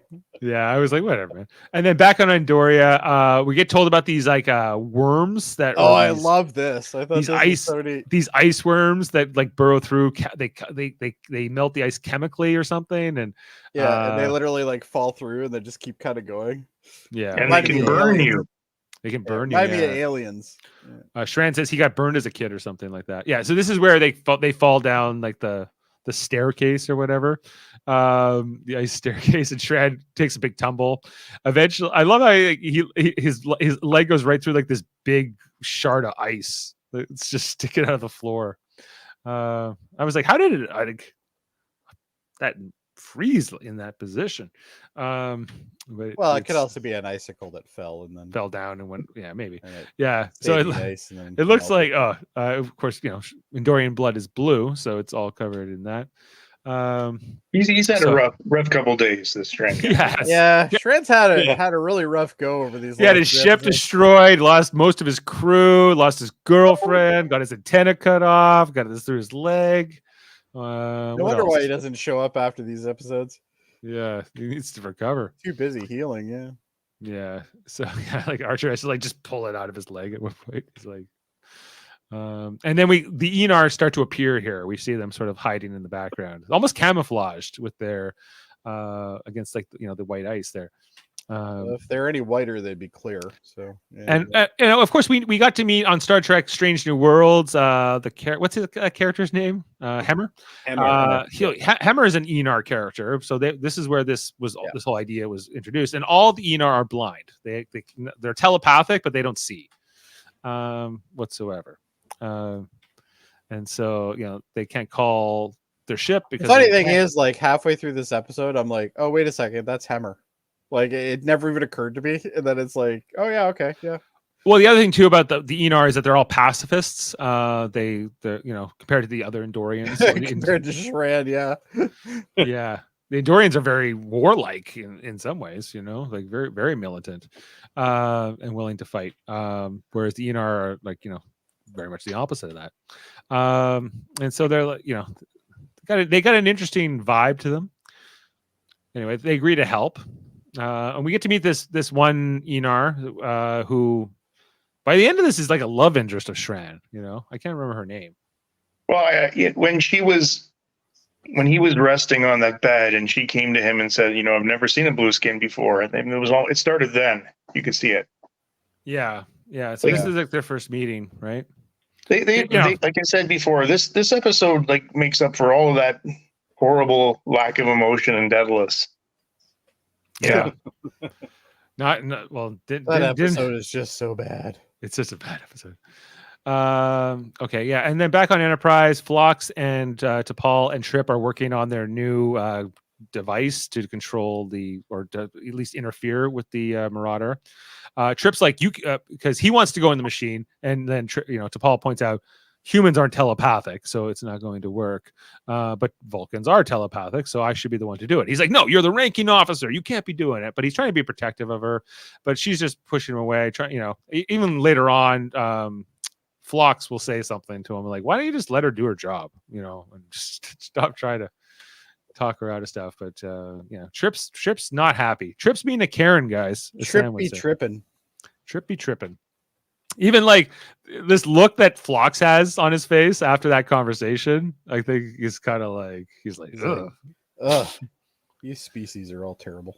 Yeah, we get to see a little bit talked about worms. Yeah, speaking of which, back on Andoria, we get to see what like the underground city that the Eamon have looks like. Cool. Yeah, it's kind of neat. Yeah, yeah. We just get a couple That's shots. One thing about this entire series, like they didn't have a problem with setting the groundwork for other things. Like right. they always showed us stuff that we never seen before, which I thought was really cool. Yeah, no, it's cool. So they're treating Shran's injury. This other Andorian woman, no, Enar, I'm sorry, she's not Andorian, she's Enar. This Enar lady comes in and she's like, whenever there's a crisis, we just pick a leader randomly. And guess what? It's me today. So what do you want to say? This is a flawless idea. Right. And he was like, well, they got this whole thing. We found out that this Enar guy was maybe controlling a ship. And, he's like, no Enar would ever willingly control a ship. Eventually, she says, I need to like see into your thoughts, but I need your permission. So he agrees to it, even though Shran gives him like this big, like, don't do it. Like, don't let her read your thoughts. But he goes for it anyway. And then she eventually says, okay, I got to go talk to the others and figure out what we're going to do. Shran has some great looks here.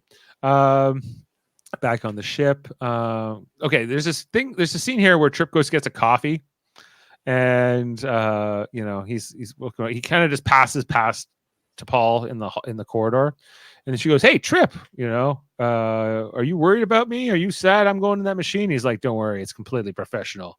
He's getting like detached. He's kind of pissed off with her, and I get it, but he's also being a big baby. Right. But he's given up with her, it feels like. He's given up on this ship, really.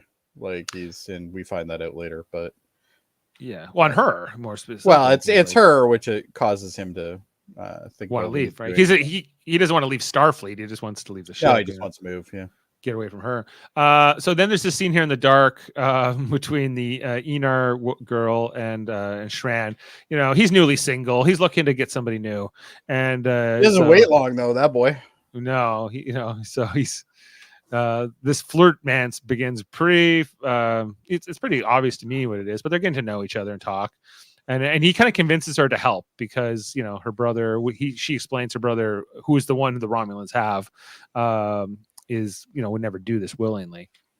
You know, he's being coerced. And so, I don't know, it was kind of an interesting conversation. Then we see them bring her brother in back on Romulus, hooking him up to the machine. The Romulan scientist guy does tell us at one point that, you know, that they're pushing him too hard, this Aenar guy, and like, you know, controlling one ship is hard enough, but they want him to control two now. And this, I think it's also interesting that he's in Romulan clothes too. Yeah, well, we're told that they abducted him about a year ago or so, and you know, and then we see that T'Pol tries to go into their version of the machine on Enterprise for like a test run, and it doesn't go great. You know, and does anybody else have a problem with this plan? Yeah, it seems a little overdone for what it needs to be. Like, just, you know, maybe just get an armada together and go hunt these ships. Like, yeah, I we really need to go this far. Lights that look like eyes. Right. Yeah, I thought that was really stupid too. Like, what bad placement that is. Right. Which eventually, I don't know. There's this whole test, and it's not working so well for T'Pol. They need it, but what they need is an Aenar. Eventually, the Aenar lady comes back to talk to Archer, but she's like, we can't help you because we're pacifists and we don't want any violence whatsoever. So if you want to fight, we're out. You know, and Shran's like, they don't even want to fight for their world. Let's go. You know, and so, let's go, Jonathan. Shran is just all about overreacting. I love it. Yeah, he's not liking these Aenar. Yeah, we see that he's controlling the ship, and now these two and the two drones are now coming out, and they're on the prowl. They're at warp. Sorry, I should know her name. Come on, help me out, guys. I don't even know it. I have no idea. I never caught it. Give me a second. All right, look it up. Her, the young one. So she's leading them around. Oh, she has like some kind of like ESP because she knew these worms were coming through. I love these worms. Yeah, she can sense the worms before she even sees them. I guess that's part of her power. Because they don't have eyesight, right? So. She's like, what's your ship? What's your ship like, Jonathan or Archer? And she's like, warm. She's like, that sounds fun. Yeah, and then back on sick bay, there's this scene here with Trip and Phlox where, you know, he's like, stop telling T'Pol what to do, and she's let her be the first officer, whatever. I don't know if you guys had a reaction to that one, and. They wait for this thing. This is where they realize that they've been going in circles for a while. Archer and Shran and them, you know. Oh yes, yes. Because they come by the place where the worms have gone through, and they're like, we've already been here. And they realize that they're not being allowed to show the path away because they don't want her to go with them, the young one. So then the old one shows up, and she's like, "No, we're against this." And she's like, "Read my thoughts, Mom." Is this her mom? I don't know. And then I don't think so. Whoever, the older Aenar tells the younger Aenar. Well, everybody takes turn being leader, so maybe she's being leader. And she's like, read my thoughts. My thoughts are pure. I'm not going to be violent to anybody. And she's like, you're right. You're not. Okay, you can go now. And then they like review. The creepiest smile ever. Yeah. Oh God. There you go. So it's just a hologram. It was always there, guys. You know, the way out. And head on to the snow. Kind of upset not one of them went, oh, are you fucking kidding me? You should be like, what's with all these goddamn holograms? Yeah. So they get back on Enterprise, you know, and so we get this report that I guess one of the Earth freighters has been attacked. Yes. Right. So they're heading that way. T'Pol was briefing about that. They eventually get into sick bay and they're looking at the new machine. They're trying to hook up her into it, the young one. What's her name? Jamal, is it? No idea. Jamal? Not Jamal. Jamal. Jamal is there. and they're trying to do a test on like this machine, and it starts off okay, but then it goes bad, and it almost gives her a seizure. So they have to like eventually shut it down, right? Yeah. As it's going here, yeah, it starts to go erratic, and Shran doesn't like that. Shran's already becoming very protective of her, but wants to give her, a try. Guys, when we do these 3-parters, by the time I get to this part, I'm really tired. So if you guys want to help me tell the story or what happened, go ahead. At this point, I don't remember, quite honestly. Thanks. So conveniently.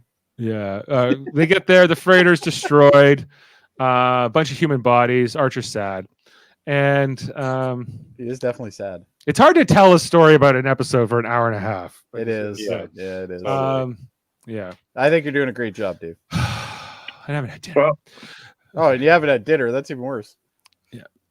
All right. You got something to say, Adam? Go for it. No. I was just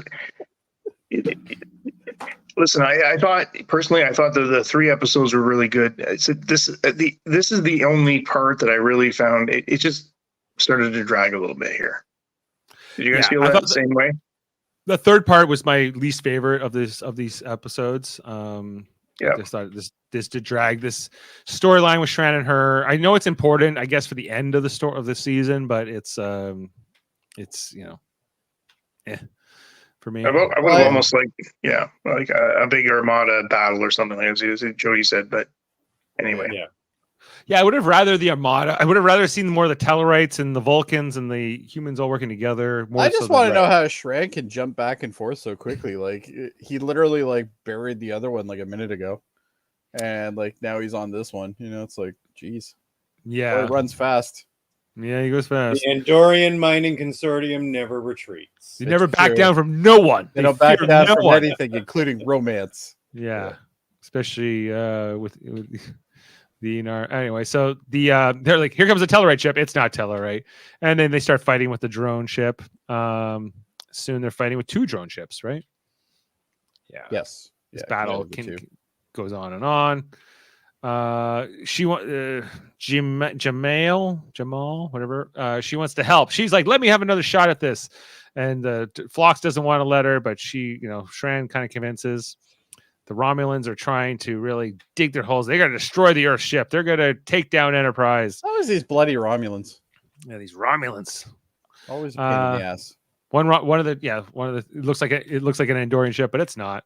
It's another one of these drone ships, and Enterprise has got their hands full. So, but then Jaemeel's able to like sort of get into the machine, and then Phlox tries to pull the plug at one point, but won't. She won't let him. And Shran is like, she can do it. Yeah, she can do it. Like Shran won't let him do it either. Yeah, he just met her too, but it's all right. And yeah, the Romulans and going back and forth. And eventually, she makes contact with the brother. In the other ship so it's like telepathy through the machines. I guess they're connecting through that, enhancing the range, and they kind of talk. He was told that he was the last Aenar, that they had all been wiped out, and he's like, so they're kind of manipulating him, changing his things, and then they start realizing that the drones are Romulans manipulating things. No. Yeah, never. It's literally all they do. So these two talk a lot. I cut out most of these screenshots. This was a little like long. Their conversation goes back and forth quite a bit. Eventually, he starts working to destroy it. He gets the 2 drones to fight each other and attack. I love Archer's like, let's give him a hand. Torpedoes, right? He starts throwing it. And eventually, the Romulan admiral puts a disruptor right to his throat and tells him to stop right away. Yes. Even the Romulan scientist is like, no, don't do it. He's like, it's all my work. And the brother says goodbye to Jaemeel or whatever, because we see that one of the probes gets destroyed, and Admiral Valdor totally shoots him in the neck with that disruptor. Yeah. And then Dave, in the season 4 DVD set, there was a deleted scene that was from this where Admiral Valdor and Senator Vrax were placed under arrest as a result of failing their mission. Yeah. Good. That would have been something I would have liked to see, other than the huge amount of dialogue in this episode. I think that would have been cool too. But I would have rather, like, if you're going to set up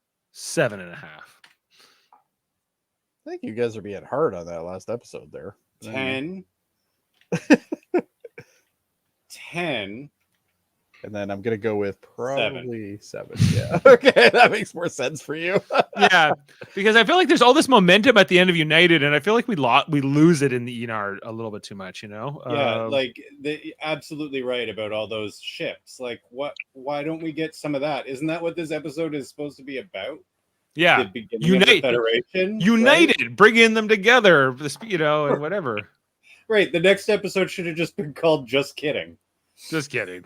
Apparently, Sam has a fun fact, but we haven't got to fun facts yet. Or are we doing them today? Well, we've been doing them on the way along. We're doing them too, so it doesn't really matter. Okay, so but we're averaging tonight 8.9 on the first episode, 9 on the second episode, and 7.4 on the second. And even on IMDb, the first 2 episodes have 8.4 each, but this third part has 8.2. So it's a little. I think the audience also doesn't like it.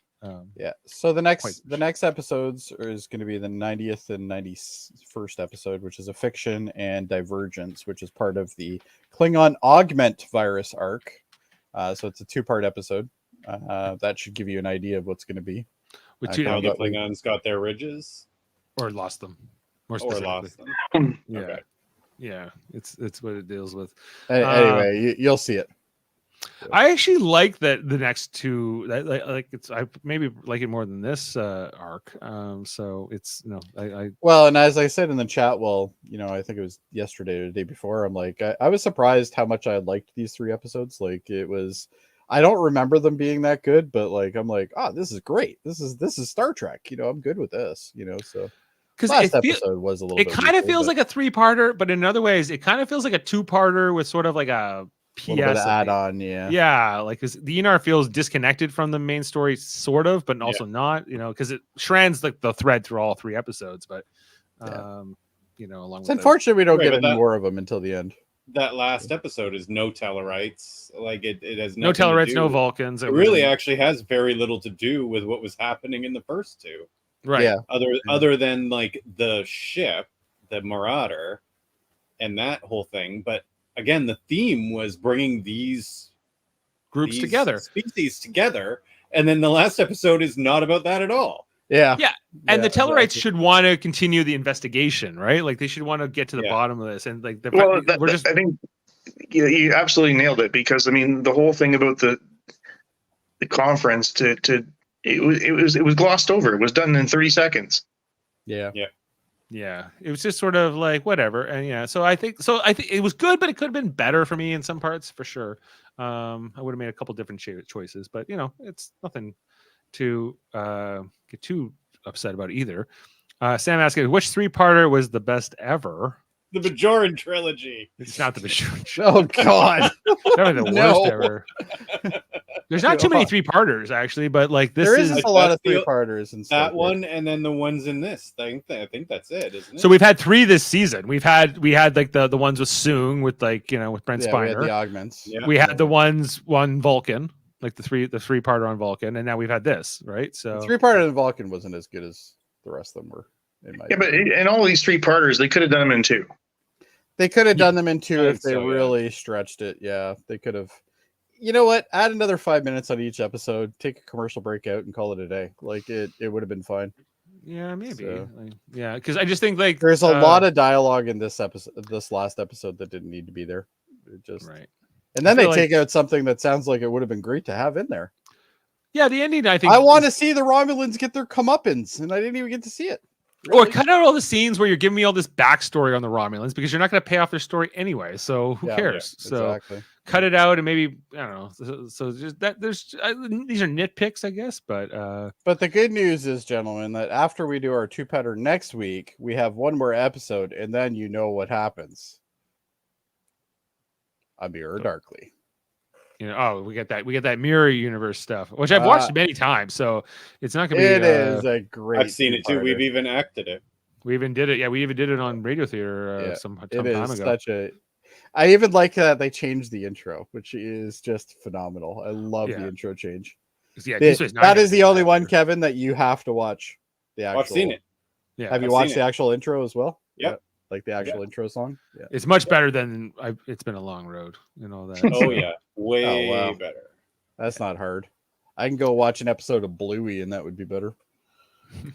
All right. Well, hey, we did it, guys. We talked about these 3 episodes. It took us an hour and 45, which I think is an indication that we liked it. There was a lot to unpack here. You know, what we often say is if the podcast is short, then we probably didn't like it too much, or we ran out of things to talk. Daedalus, I think, was probably the shortest running episode we had. Yeah, we were done in like I think 30 we were done minutes. in like 38 minutes or something. Because the plot was so dumb anyway, too, right? So we're just like, it was so easy to unpack. Anyway, so the amount of emotionless acting in that episode is phenomenal. Yeah. And the thing too, with Enterprise is like they're doing some cool stuff now that they have nothing else to lose. It feels like so. Right. And now it's making me sad because it's almost over and it's finally getting good. Yeah. Give me another. Give me another.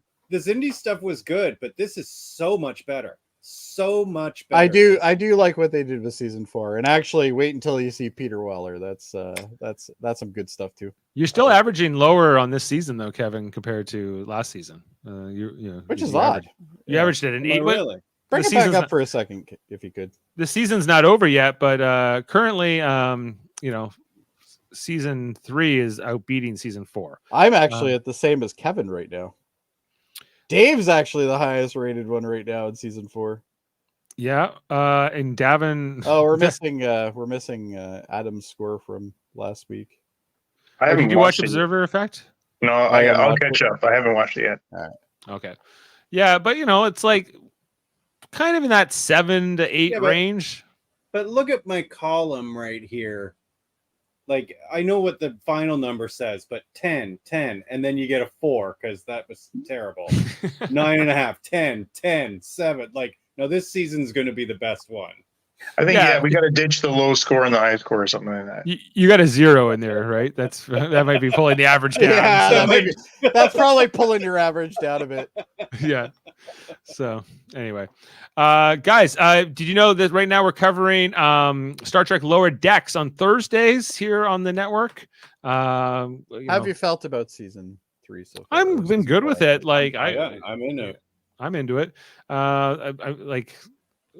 I guess the theory about who the big bad's going to be is the only thing that sort of Murphy is on the page about. But I liked the episode that just happened, last week. Something borrowed, something green.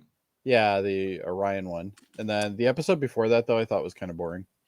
Yeah, that one got a little less hoopla from some of us, I believe. But this Thursday, we'll be talking about empathological fallacies. Is episode 5 of season 4, and we'll be halfway done season 4 of Star Trek. One thing I have to give them credit for on that series, though, is I love the names of their episodes. They're doing a really good job with them. They do some fun things with those. Yeah, some clever. They're always punny. Yeah, I love it. Yeah, and in the near future, we will be doing once this show wraps up. We're hopefully getting back to our Star Trek Deep Space Nine rewatch. Hoping you guys could maybe join us for that, Jody and Adam. Sam was calling for it. Maybe I'll join for an episode. Or just 2. Season 7. Season 7 isn't bad. It's not bad, but it's not all good either. But it's kind of an up and down thing. Yeah. But it's a lot of Dominion War. There's a lot of Is that? How many seasons is there total of DS9? 7. So this is the last season. Okay, so this is the season where Jadzia isn't there anymore, and it's the other one. She has just died. Yeah. So yeah, she's the one that replaced her. I hated Esri. Anyway. You can be there all the Esri episodes. Tell us what you think about Esri. Oh, just what I need. All right.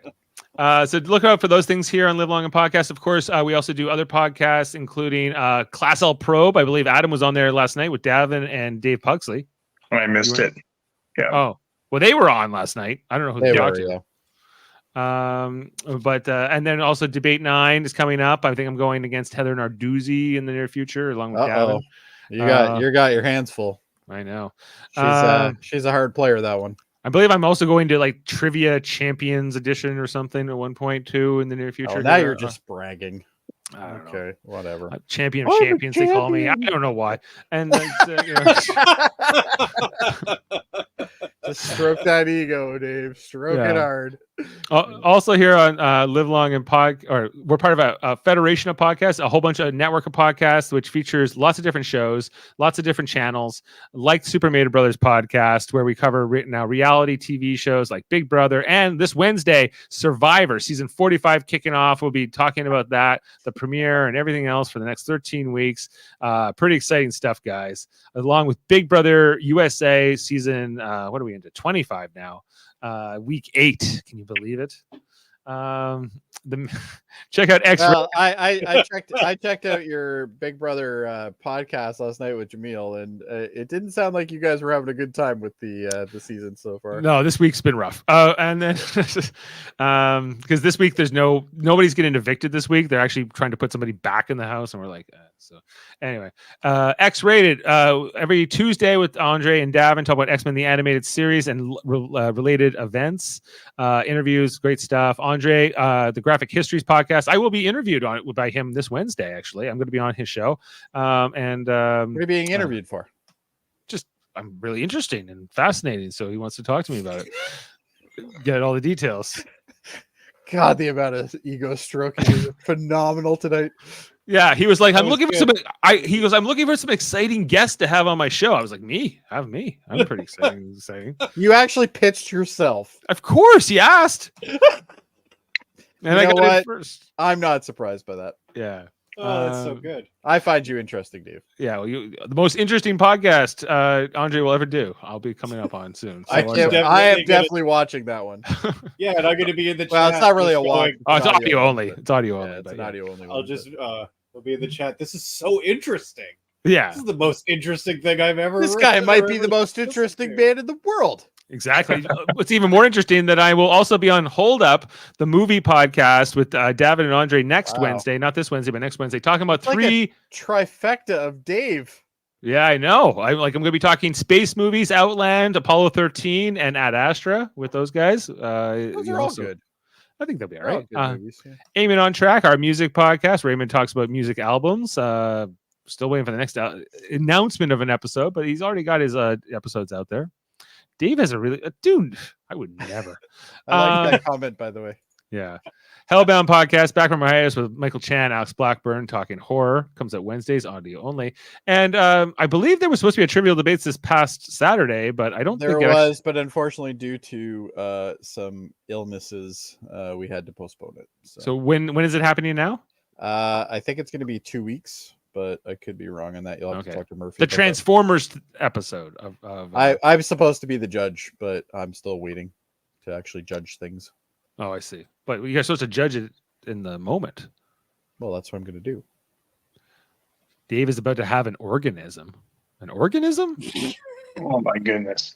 That might be accurate. That might be accurate, though. He's not wrong. That could be accurate. I'll have an organism but I think he means orgasm. But orgasm? Oh no, that's a whole other thing.